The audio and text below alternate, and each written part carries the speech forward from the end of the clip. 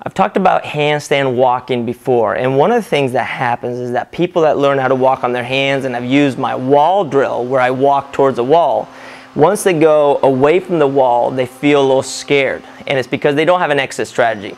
I know that I have talked about handstand forward rolls before, but I want to now address handstand forward roll and combine it with the 3 different variations of roll that we just did. So it's going to be handstand forward roll into a tuck, handstand forward roll with a straddle, handstand forward roll with a pike.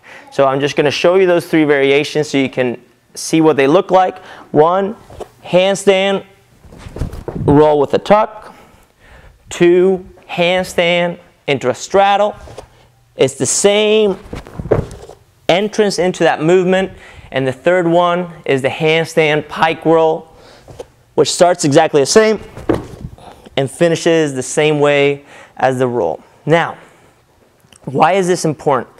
It's because you need options. If you don't have options, you're going to be limited in your performance.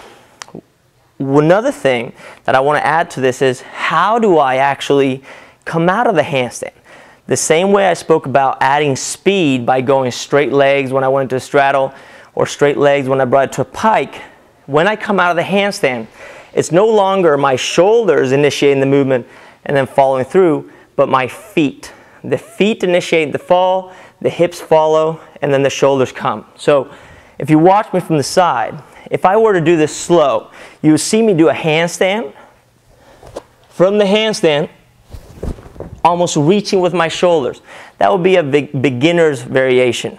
And as you get more advanced, you're going to want to think about the feet. So if you watch my feet as I kick up here, you'll see my feet fall first, and then the hips go. So I go handstand, feet fall first, and then the hands follow.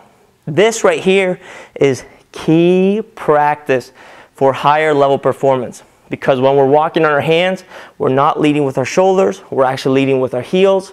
And I want you to understand that leading with your heels is how we initiate the fall, we initiate the movement.